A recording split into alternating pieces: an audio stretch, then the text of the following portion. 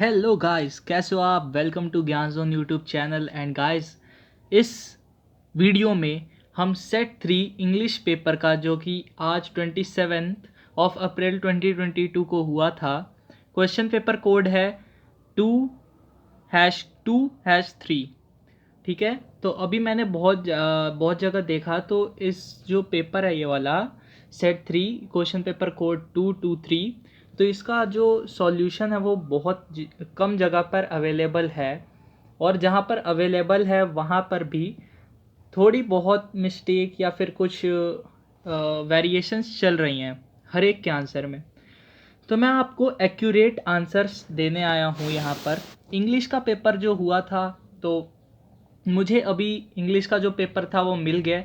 And responses लिए मैंने बहुत सारे बच्चों से, तो पता चला कि इंग्लिश का पेपर ना ही ज़्यादा टफ था ना ही ज़्यादा आसान था, मतलब मॉडरेट लेवल का था। बच्चे कह रहे हैं कि ग्रामर थोड़ा सा कंफ्यूजिंग हो गया, बट पढ़ने पे तो ऐसा नहीं लगा। एंड बच्चे ये भी कह रहे थे कि लेंदी था पेपर। तो क्या आप एग्री करते हो कि पेपर लेंदी था? अगर एग्री करते हो तो हाँ लिखें, यस लिखें कमेंट सेक्शन में। तो चलिए बिना टाइम वेस्ट किए हुए पेपर डिस्कस कर लेते हैं। तो सबसे पहले आपको दिया गया था यहाँ पे सेक्शन ए। रीडिंग जो था वो आपको पता था कि सेक्शन ए का होगा। एंड अब बिना टाइम वेस्ट किए हुए अपन चलते हैं क्वेश्चंस के ऊपर। तो जो क्वेश्चन है वो है, सबसे फर्स्ट वाला देखते हैं। What is Milkha Singh known as?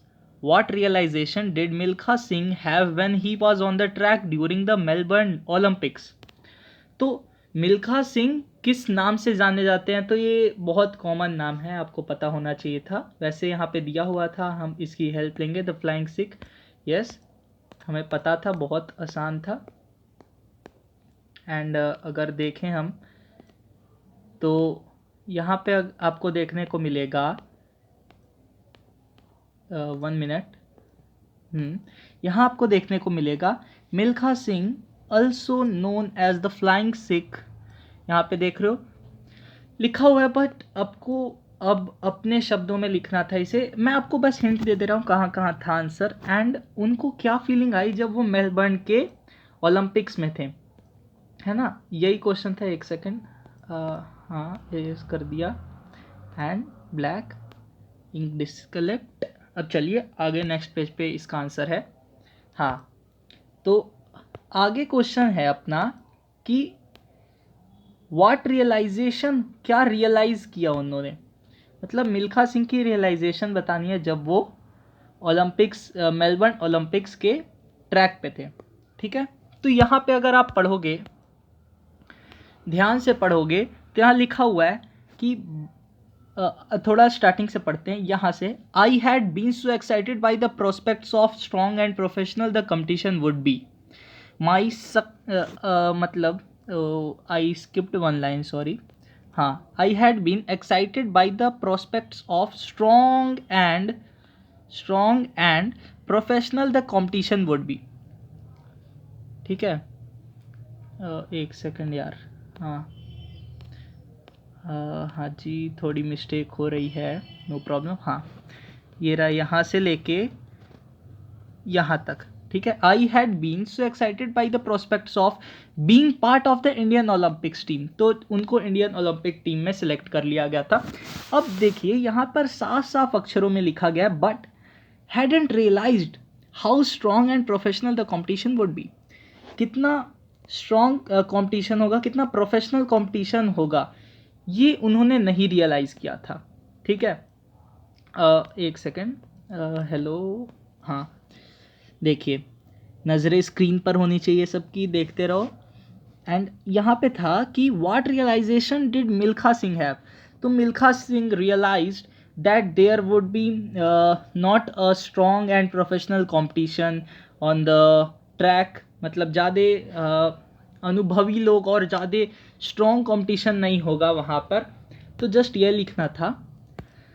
जो आपका पैसेज था वो आसान था, ऐसा बच्चे भी बोल रहे हैं। Listen to Milkha Singh's achievement. Milkha Singh के अचीवमेंट अगर हम देखें तो फर्स्ट पेज पे हमें देखने को मिलता है कि मिल्खा सिंह के अचीवमेंट क्या थे। है ना।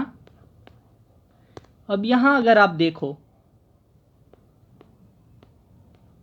तो यहाँ पे लिख रखा है, यहाँ पर लिख रखा है, एक सेकेंड, हाँ यहाँ लिख रखा है, he is the only athlete to win gold in 400 metres, 400 metres the Asian Games as well as the Commonwealth Games. वो अकेले ऐसे बंदे थे जिनने एशियन गेम्स और कॉमनवेल्थ गेम्स में 400 मीटर्स रेस में जो है वो गोल्ड मेडल जीता था। इसी को आपको अपने शब्दों में लिखना था। बस ये ध्यान रखना कि किसी ने एज इट इज़ उतार ना दिया हो, ठीक है, क्योंकि ऐसे पहले से ही मना था कि एज इट इज़ नहीं उतारना। और सेकंड क्या था भाई, तो अगर आप इसी के नीचे देखो, he also won gold medals in the 1958 and 1962 Asian games. समझ आ रहा है आपको? ये दो अचीवमेंट अगर आप लिख दोगे तो आपको जो आपका नंबर है वो मिल जाएगा। 1 मार्क्स का था तो 1 मार्क्स मिल जाएगा। अब देखिए, what strict rules and regulation did Milkha Singh follow, है ना। मिल्खा सिंह को कौन से strict rule and regulation follow करने पड़े, तो ये यहाँ पर आंसर लिखा हुआ है। अगर आपने ध्यान से पढ़ा हो तो यहाँ आंसर लिखा हुआ है। आंसर नहीं, ये हिंट था आपके लिए, है ना। जैसे कि पहले ही आपको पता था कि हिंट देने वाले, आंसर एज इट इज़ नहीं छापना, ये तो एक तरह से आपके लिए हिंट था। समझ आ रही है आपको बात? आपको बात समझ आ रही है? या आपके लिए हिंट था या आंसर नहीं था? तो यहाँ पे देखिए अब, एवरी मॉर्निंग आई वुड, यहाँ से ले यहाँ देखिए, हाँ, every morning I would rise at the crack of dawn, get into my sports kit and dash off to the track where I would run 2 or 3 miles cross country in the company of my coach. Maximum बंदों को words देख के घबराहट हो गई होगी, घबराहट हो गई होगी या नहीं, घबरा गए होगे तुम लोग, है ना। बट इसमें तुम्हें एकदम ध्यान से बस ये समझना था, put into my sports kit every morning and 2 से 3 miles, ठीक है। बस 2-3 कीवर्ड आपको बस ध्यान में रखना था कि क्या है कीवर्ड। तो वो डेली सुबह सुबह उठ जाते थे। सेकंड पॉइंट है कि वो मतलब वेल ड्रेस्ड हो जाते, वेल ड्रेस्ड क्या, वो फंक्शन में जा नहीं रहे, लेकिन वो अपना जो स्पोर्ट्स किट था उसको धारण कर लेते थे, समझ रहे हो। एंड उसके बाद फिर डैश ऑफ लिखा हुआ है और 2-3 miles। तो आप ये देख के अंदाज़ा कहीं ना कहीं लगा सकते हो कि डैश ऑफ एंड 2-3 miles मतलब 2 से 3 मील वो दौड़ लगाते होंगे, ठीक है। समझ आ रही है बात? तो बस यही लिखना था अपने शब्दों में, समझ गए। State 2 consequences of his hard and strenuous practices, ठीक। तो अब ये भी मैंने देखा था, कहीं लिखा हुआ था, आई गेस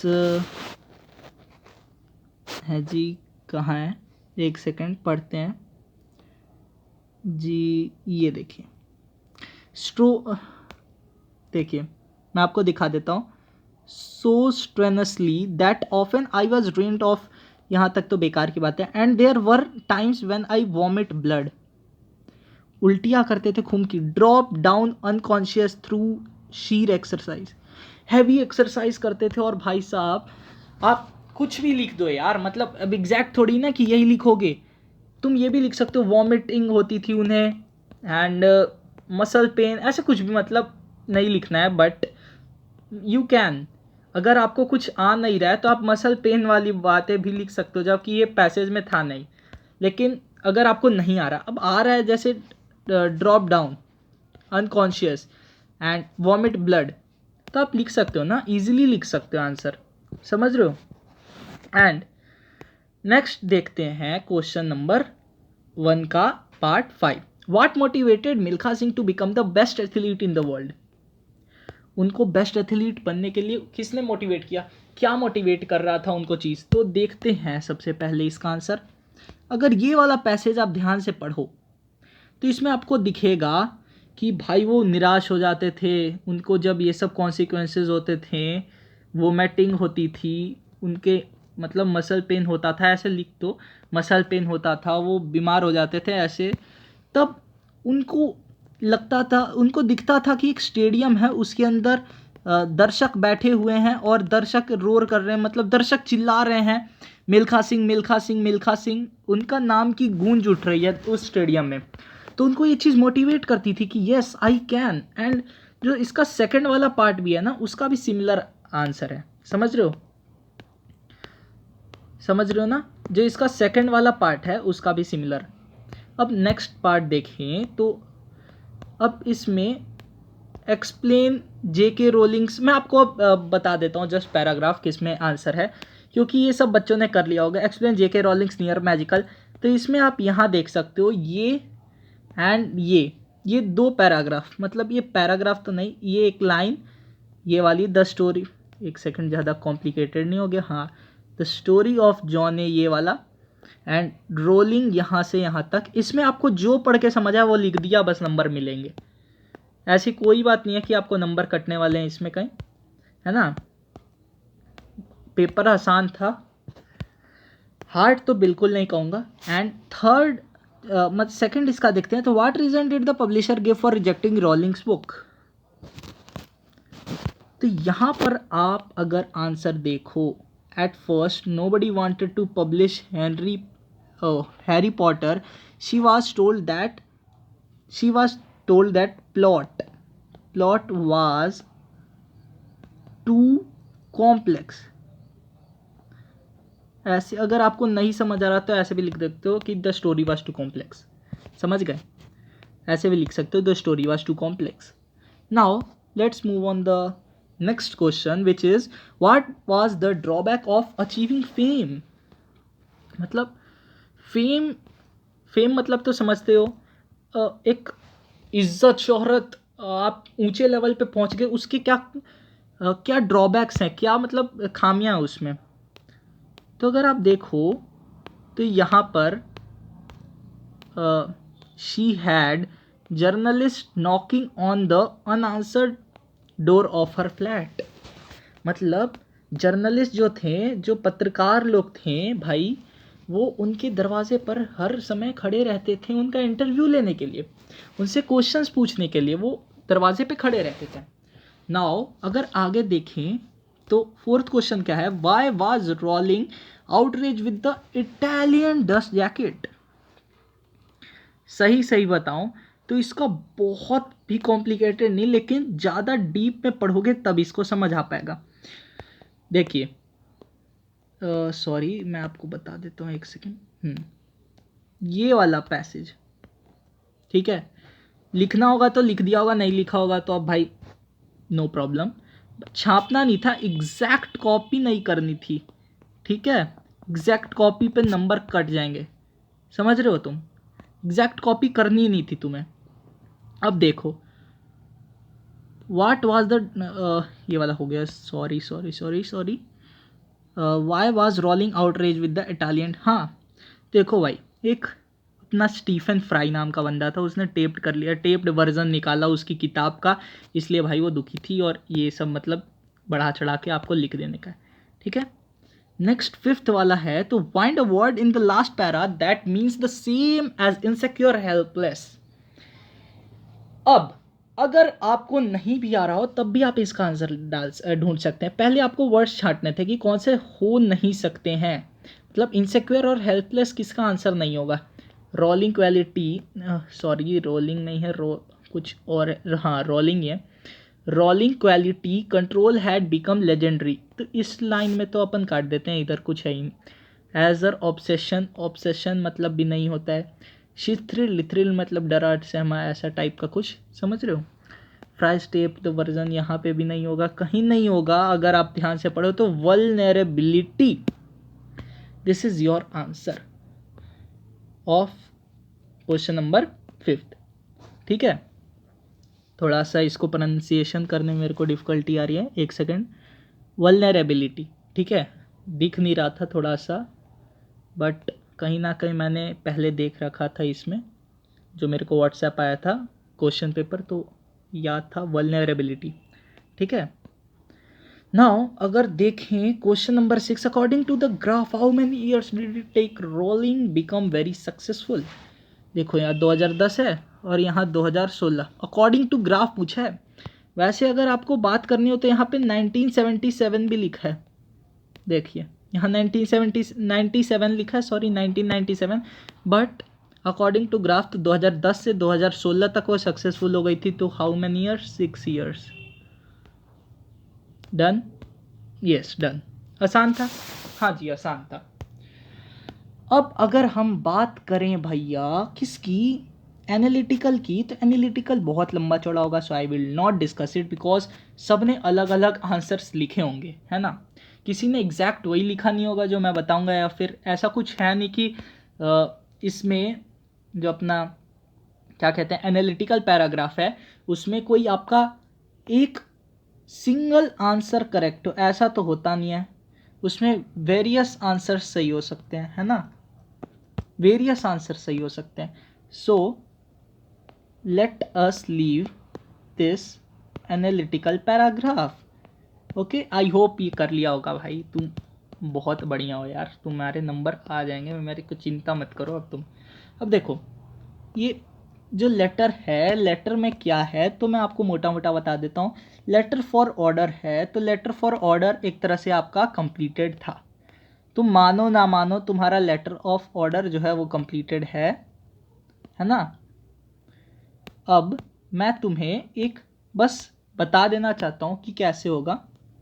रिसीवर्स एड्रेस तुम्हें बस यहाँ पे लिखना था।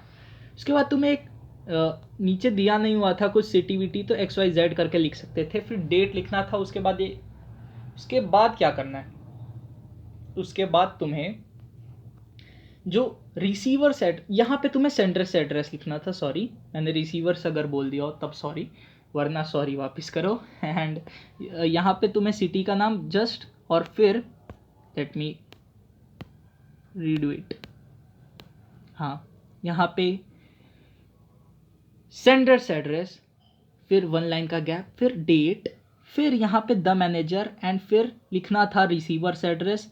यहाँ पे भी कुछ सिटी नहीं दी हुई थी तो ABC कुछ भी लिख सकते थे। उसके बाद सब्जेक्ट, उसके बाद सब्जेक्ट, ठीक है। Placing an order for the किसके लिए, बस फॉर द आर्टिकल्स लिख दो, ठीक है, फॉर द बुक्स के लिए था, है ना। उसके बाद फिर लिखो सर और मैम, कुछ भी लिखो। फिर यहाँ पे तुम्हें अपना वो सब लिखना था जो स्टार्टिंग होता है। फिर तुम्हें 2 डिब्बा मतलब डिब्बा बनाना था। यहाँ पे पंचतंत्र लिखना था, यहाँ पे दूसरी वाली बुक कौन सी थी वो लिखनी थी। उसके बाद फिर क्लोजिंग कर देना था। बस तुम्हें फुल नंबर मिल जाएंगे इतने पे, समझ रहे हो। बस इतना इतना करना था तुम्हें। तो ये भी आसान सा था, इसमें कुछ ज़्यादा हार्ड नहीं था, डिफ़िकल्टी नहीं आई, है ना। अभी तक का तो पेपर बहुत आसान आया था, बट बच्चे कुछ कुछ कह रहे हैं कि आगे भैया थोड़ा हार्ड था। देखो क्या हार्ड था भाई। और फर्स्ट इंडियन फिजिशियन, तो ये आपका करेक्ट करके दे रखा है, Anandi Bai Joshi graduated at 1886। At नहीं होता है भाई, ये इन होता है। तो यहाँ पे हम लिख देंगे इन करेक्ट में एट, और यहाँ लिख देंगे इन, समझ रहे हो। यहाँ पे लिख देंगे एट और यहाँ पे लिख देंगे इन, है ना। उसके बाद about 125 years later Indian women had started होगा, but to outnumber man in. अब देखो भाई यहाँ पे कंफ्यूजन हुई थी बच्चों को। मेरे पास भी 4-5 बच्चों ने पूछा था कि भैया इस लाइन में मिस्टेक बतानी थी या इस टोटल लाइन में, मतलब अबाउट से लेके इन तक या फिर टू से लेके इन तक। बहुत सारे बच्चों ने ऐसा किया है, बहुत सारे बच्चों ने ऐसा किया है कि उनने यहाँ टू से इन तक में मिस्टेक बता दी है। और मैं बताता हूँ उनने क्या मिस्टेक बताई है। उनने इन मिस्टेक बनाई है ना, मैन इन। और भाई करेक्ट आंसर था मेरे को भी अब नहीं लग रहा है कि ये इन है। So answer will be start, answer होगा स्टार्ट, और यहाँ स्टार्ट लिख देते हैं, ठीक है। ये थोड़ा सा हल्का सा मतलब बस राइटिंग में कंफ्यूजिंग था। ये नीचे नहीं नीचे है तो बच्चों ने समझा कि ये नीचे वाले के लिए है, but you have to mention the whole. Understood? You have to mention the whole one. अब अगर देखें तो इसका क्या होगा, तो इसका होगा तुम्हारा स्टार्ट का हो जाएगा स्टार्टेड, और कुछ नहीं. स्टार्ट है, स्टार्ट तो होता नहीं है तो स्टार्टेड हो जाएगा. किसके साथ नहीं होता? हैड. हैड के साथ नहीं होता है. समझ रहे हो? अब देखो लास्ट वाला कंफ्यूजिंग वाला. भाई बहुत साइट गलत बता रही हैं और बहुत साइट सही भी बता रही हैं. Admissions of medical colleges of गलत है. ठीक है, एडमिशन गलत नहीं हो सकता, मेडिकल गलत नहीं हो सकता और कॉलेजेस गलत नहीं हो सकता. नहीं आता तब भी तुम ऑफ लिख देते, तब भी तुम्हें हाफ एंड मार्क्स मिल जाते. बट अगर आता हो तो क्या है, ऑफ मिस्टेक है और इन सही है. एक साइट बोल रहा, एक यूट्यूब चैनल बोल रहा है 2. ब्रो आई थिंक इन सही होगा, इन सही होगा. मैंने देखा, कमेंट्स भी देखे तो इन बच्चे बोल रहे थे इन ही होगा. यस इन ही होगा. इसका आंसर ऑफ के जगह इन होगा. Of will be replaced by in. ठीक है, आ जाइए नेक्स्ट वाला देखते हैं. नेक्स्ट क्या है? तो नेक्स्ट है Ritika. Can I borrow your math book for a couple of days? क्या मैं तुम्हारी मैथ की किताब ले सकती हूँ थोड़े से दिनों के लिए? तो भाई कौन देगा अपनी मैथ की किताब? क्या तुम दोगे? भाई मैं तो ना दूँ, तुम दोगे? जी सर हम तो देंगे. भाई तुम दो यार, कोई नहीं. अब देखो, चलो बिना भटके हुए देख लेते हैं आंसर इसका क्या होगा. तो इसका आंसर होगा यहाँ आस्क मोहित तक तो तुम्हें ठीक है ना. इसका आगे आंसर होगा इफ शी हैड नहीं होगा. सॉरी यार, कितनी गलतियाँ होती है मेरे से. If she could borrow his maths book. ठीक है, ये होगा भाई. तुम्हारा भी यही था बिल्कुल. इसके नेक्स्ट वाले पार्ट में भी मैंने देखा बहुत जगह अलग अलग चीजें बताई जा रही हैं. कहीं पे मैंने देखा एंड सेड दैट. देखो, and said that I have already studied for the test tomorrow. ये थोड़ी सी कॉम्प्लिकेटेड बात थी, मतलब ये थोड़ा सा कॉम्प्लिकेटेड चेंज था.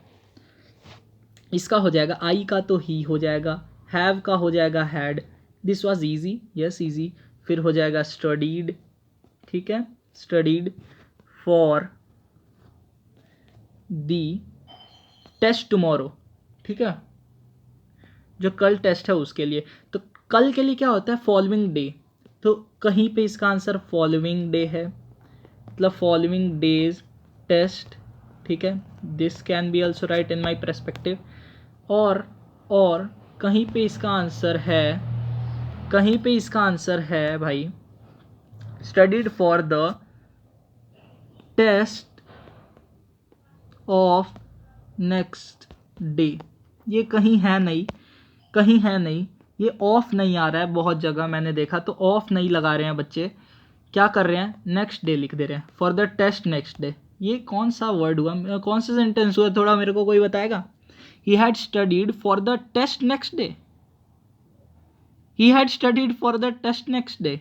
ये कौन सा सेंटेंस हुआ? थोड़ा कोई मुझे बताएगा? ये बहुत जगह मैंने यूट्यूब पे देखा कि लोग लिख रहे हैं for the test next day, but ये गलत हो गया यार. For the test next day, ये तो गलत होगा जहाँ पे भी दिख रहा है तुम्हें. ठीक है, मेरे अनुसार इसका आंसर क्या होना चाहिए? For the following day test. कल के टेस्ट. ठीक है, कल की टेस्ट की तैयारी मैंने पहले कर ली. मेरे अनुसार ये सही होना चाहिए. ठीक है, अब अगर देखें हम, अब क्या है भाई, अब तो यार ये अपना लिटरेचर का पार्ट है जो कि बहुत आसान आया था. इसमें बच्चे 20 में 20 स्कोर करने के लिए कह रहे हैं कि हो जाएगा आराम से. ये 20 नंबर दिख रहे हैं, ये पहले ही डाल दो 40 में. ठीक है, तो बच्चे कह रहे हैं कोडावूज हैव कॉन्ट्राडिक्टरी ट्रेड्स. तुमने पढ़ रखा होगा साइंस में, हेरिडिटी एंड एवोल्यूशन वाले चैप्टर में, उसमें ट्रेड्स का जिक्र भी हुआ है ना, तुमने पढ़ रखा है. ट्रेड्स मतलब जल्दी बताओ। करेक्टर, ट्रेट्स मतलब करेक्टर, ठीक है। तो अब तुम्हें बस बता देना था कि जो कोडावूज होते हैं, कोडावूज कौन होते हैं पहले बताओ। कुर्ग के निवासी, Coorg, people, people of Coorg, ठीक है, वो होते हैं अपने Kodavus. Have contradictory traits, support this statement with reference to the text glimpses of India. इसमें बस तुम्हें कुर्ग के लोगों की बहादुरी की चर्चा कर देनी थी कि भाई वो लोग बहुत बहादुर थे, सबसे डेकोरेटेड रेजिमेंट होता है अपना कुर्ग रेजिमेंट, एंड जो उन लोगों को फ्री मतलब बिना लाइसेंस के बगैर उन लोग को आर्म्स कैरी करने दिए जाते हैं, उन लोग को हथियार रखने दिए जाते हैं बिना विदाउट लाइसेंस। वो लोग बहुत करेजियस होते हैं, ये सब लिखना था तुम्हें एज, और ये लिख सकते हो, ठीक है। And why does Natalya quarrel with Lomov, तो सबसे पहले तुम्हें ऑक्सन मीडोज वाला एग्जाम्पल देना था, उसके बाद कुत्तों वाला, ठीक है, डॉग्स और ऑक्सन मीडोज। दो एग्जाम्पल देके तुम्हें बस बताना था व्हाट हैपन लास्ट, हाँ, ऑक्सन मीडोज और कुत्ते वाला एग्जाम्पल देके बताना था कि भाई पहले ऑक्सन मीडोज पे भिड़ंत हुई कि किसका है ऑक्सन मीडोज किसका नहीं है, फिर कुत्तों पे हुई कि किसका कुत्ता बेटर है किसका कुत्ता खराब है, ऐसे, ठीक है। They do not sweat. Next question देखते हैं, नहीं थर्ड वाला। Why does Amanda wish to be a mermaid, mermaid क्यों, मरमेड मतलब जलपरी, ठीक है, जो समुद्र के अंदर रहती है। अब ये लिख देना है बस कि Amanda wish to be an M mermaid because, a mermaid because भाई जो उसकी मदर थी वो उसको बहुत परेशान करती थी, मतलब एक तरह से उसको दिन भर ऑर्डर्स देती थी, उसको कमांड्स देती थी कि अमांडा झुक के मत बैठो, अमांडा स्ट्रेट बैठो, अमांडा चॉकलेट मत खाओ, अमांडा ये मत करो, अमांडा वो मत करो, ठीक है, ये कहते रहती थी उसकी मत माता जी। यस, अब देखते हैं तो फिर वो मरमेड क्यों बनना चाहती थी, क्योंकि भाई वो ब्लिसफुल सी में शांतिमय जगह पर जाके बैठना चाहती थी। She wanted peace around us, around her, ठीक है, इन हर सराउंडिंग, उसको अपने आस पास शांति चाहिए थी, समझ गए। आई होप क्लियर होगा मेरी बात, ठीक है। How does Belinda behaviour with the, how was the Belinda's behaviour with the dragon the tale of the custard dragon. तो भाई बेलिंडा उसका बहुत मजाक उड़ाती थी, उसको कायर कहती थी, उसको दब्बू कहती थी भाई, उसको कहती थी कि भाई तुम बहुत कमज़ोर हो, एंड यही सब लिख देने का है तुमको कि वो उसके साथ अच्छे से व्यवहार नहीं करती थी। वो इंक, ब्लिंक मतलब चूहा बिल्ली और कुत्ते के साथ क्या नाम है कस्टर्ड, उसके साथ मिलके उसका मजाक उड़ाती थी, ठीक है, बस ये लिखना है तुम्हें। बड़े ऑफुल तरीके से उसका मजाक उड़ाती थी, कुछ कुछ ऐसे ऐसे वर्ड्स डाल देने थे। अब नेक्स्ट देखें तो why did viceroy butterflies copies the monarch, भाई क्वेश्चन क्यों आ गया यार, साइंस का पेपर थोड़ी था, this was your English paper, but तुम्हें इतना तो पता होना चाहिए because it was in your chapter. So अब देखो मेरे को ड्राइंग तो बहुत गंदी है, ठीक है, ये एक बटरफ्लाई है, ठीक है, और ये दूसरी बटरफ्लाई है, ठीक है। अब देखो ये मान लो मोनार्क है तो इसके ऐसे ऐसे कुछ डिज़ाइंस हैं, ऐसे ऐसे, और इसके ऐसे अलग डिज़ाइन है, ऐसे अलग डिज़ाइन है, ठीक है। अब भाई ये जो वाइसरॉय थी ये मोनार्क को कॉपी करती थी, क्यों, क्योंकि भाई वो डरती थी, किससे डरती थी, वो चिड़ियों से डरती थी। भाई देखो चिड़िया जो थी वो वाइसरॉय बटरफ्लाइज को अपना शिकार बनाती थी और मोनार्क को छोड़ देती थी टेस्ट की वजह से, है ना, और क्या रीज़न हो सकता है। अब देखो मोनार्क का डिज़ाइन डिफरेंट था वाइसरॉय के मुकाबले, उसके कंपैरिजन में इट वाज डिफरेंट, इट है या हाँ इट ही है ना। तो इसका जो डिज़ाइन था, इसके विंग्स पे जो डिज़ाइन था वो डिफरेंट था। सो ये अपने आप को वाइसरॉय, जो वाइसरॉय है, कौन सा वाइसरॉय, ये वाइसरॉय बटरफ्लाई अपने आप को मोनार्क की तरह इसलिए दिखाना चाहती थी क्योंकि बर्ड उसे ना खाएं, बर्ड समझे कि भाई ये मोनार्क ही है, इसका स्वाद अच्छा नहीं है, इसको हम नहीं खाते हैं, ठीक है, धोखा देना चाहती थी वो बर्ड को धोखा देना चाहती थी कि बर्ड कंफ्यूज हो जाए which one is monarch and which one is viceroy. How was लुटकिंस describe by the hack driver. तो तुम्हें बताना है कि भाई हैक ड्राइवर ने लुटकिंस की क्या क्या विशेषता बताई थी। याद करो चैप्टर, याद करो जब वो मिला था लेखक, मतलब जो नरेटर था, वो जो जज क्या था, वो वकील था ना, वो जो मिला था, जो समन्स लेके जाता था, वो जब मिला था हैक ड्राइवर से, तो उसने बोला था कि भाई ये लटकिंस बहुत गंदा आदमी है, ये बहुत क्लेवर बंदा है भाई, ये सबके पैसे लेके हड़प जाता है, ये सबके पैसे लेके भाग जाता है, ये गैम्बलर है, ये जुएड़ी है, ये सब बोला था, है ना, याद है। तो यही सब लिखना था। अब देखो how does Buddha bring about. अब तो तुम्हें इसमें वो वाली कहानी लिख देनी थी कि एक कीसा गोतामी थी, उसका बच्चा मर गया था, है ना, वो रो रही थी अपने बच्चे के लिए। अब फिर वो दरवाजे पे भटकती थी लोगों के मांगने के लिए कि भाई कोई यार दे दो मेरे को, क्या दे दो, मेडिसिन दे दो, है ना, मेडिसिन दे दो कि ताकि मैं अपने बच्चे को ज़िंदा कर सकूं, है ना, समझ रहे हो। बट उसको मेडिसिन नहीं मिला। फिर किसी सज्जन व्यक्ति ने उससे कहा कि जाके बुद्ध से मिलो। किससे मिलो? बुद्ध से मिलो।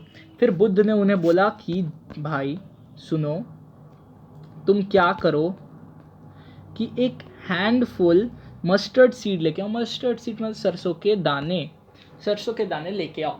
और ऐसा कंडीशन होना चाहिए कि सरसों के दाने आए तो, लेकिन वो किसी ऐसे के घर से आने चाहिए जिसके घर में कोई ना मरा हो, समझ गए। बस ये सब कहानी लिख देनी थी। फिर उसको पता चल जाता है कि कोई भी इमॉर्टल नहीं है, कोई भी, मतलब सबकी मृत्यु तय है, ऐसे लिखना था, ठीक है। Anyone who take birth on this earth have to die, ठीक है। अब as a reader do you sympathise with Matilda. क्या तुम्हें मटिल्डा के प्रति सिंपैथी होते हैं? मटिल्डा कौन है भाई? मटिल्डा कौन सी है? ये वो है नेकलेस वाली, याद आया कुछ? जी हाँ। अब नेकलेस वाली के साथ क्या सिंपैथी होगी भाई? क्या सिंपैथी होगी? हाँ, थोड़ी सी सिंपैथी थी कि भाई वो पुअर, मतलब poor in the sense that Matilda बेचारी, ठीक है। पुअर का मतलब यहाँ बेचारी, वो बेचारी मटिल्डा, वो तो अपना पार्टी इंजॉय कर रही थी। उसके बाद भाई वो ज़्यादा ही कुछ अपना शो ऑफ के लिए उसने इधर उधर से मांग भी लिए थे। क्या मांग लिए थे? नेकलेस, है ना, नेकलेस मांगे थे। किससे मांगे थे? तो लॉइजल से मांगे थे। उसके बाद फिर लॉइजल से मांगने के बाद क्या हुआ, उसके खो गया। तो फिर हमें सिंपैथी है भाई, उसको बहुत हार्डवर्क करना पड़ा, वो जितनी नाजुक थी उसको उतना कठोर बन के हार्डवर्क करना पड़ा। तो लिख देना यस सिंपैथी है भाई, सिंपैथी है, ठीक है। तुम भी खुश रहो, सिंपैथी है ना। उसके बाद तुम्हें क्या लिखना है? As Valli make a diary entry. तो भाई तुम्हें लिखना है डियर डायरी, ठीक है, डियर डायरी। ये लिखने से पहले तुम्हें ज़रूर लिखना होगा डियर डायरी। उसके बाद फिर अपने आप को वल्ली के जगह पे रखना और सारी की सारी बस एक्सपीरियंस लिख देना कि क्या हुआ था बस में, है ना, कौन कौन मिला था उससे, एंड क्या हुआ था, समझ रहे हो। जितनी बातें थी सब लिख देनी है तुम्हें। कि उसको एक मतलब जो बड़े बड़े जो क्या थे, वो कान के छेद वाली औरत मिली थी, उसको उसके मुंह में पान भरा हुआ था, वो उससे अवॉइड कर रही थी बात करना। एक गाय मिली थी उसको मरी हुई, पहले वो खेल रही थी, कूद रही थी, बट उसके बाद जाते वक्त वो मर गई। फिर उसको एक जॉली मिजाज का, मतलब बढ़िया मिजाज का वो बंदा मिला था, कौन?